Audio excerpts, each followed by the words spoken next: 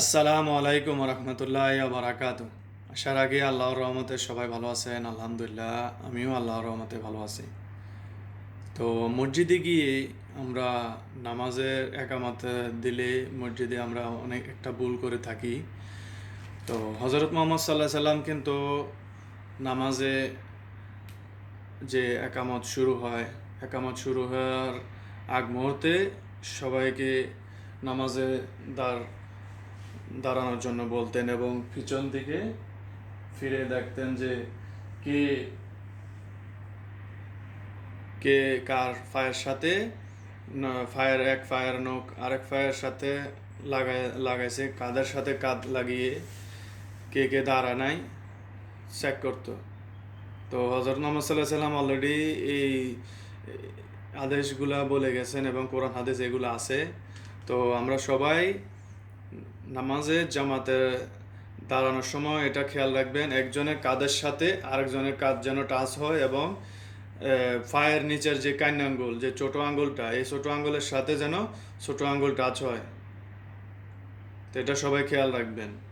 হযরত মুহাম্মদ সাল্লাল্লাহু আলাইহি সাল্লাম বলে গেছেন যে যারা একটু ফাঁক রাখবে ওই ফাঁকে আমি ছোট ছাগলের ছানা বাচ্চার মতো আমি শয়তানকে দেখতে পাই।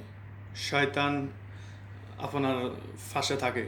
তো প্লিজ আপনি কেন শয়তানকে জায়গা দিবেন? শয়তানে এই সুযোগে আপনাকে অসওয়াসা দেয়। তো আপনার মনোযোগ অন্যদিকে নিয়ে যায়, মনোযোগ কাজে কামে নিয়ে যায়, বাইরে নিয়ে যায়, বিভিন্ন জায়গায় আপনার মনোযোগ নষ্ট করে দেয়। আপনার নামাজে মনোযোগ থাকে না।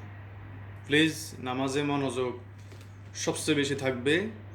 আপনি নামাজে দাঁড়াবেন, একজনের কাঁধের সাথে আরেকজনের কাঁধ এবং নিচে পায়ের কান আঙ্গুল, ছোট আঙ্গুলের সাথে আঙ্গুল টাচ করে দাঁড়াবেন। দেখবেন আপনার নামাজে মনোযোগ 100% থাকবেই।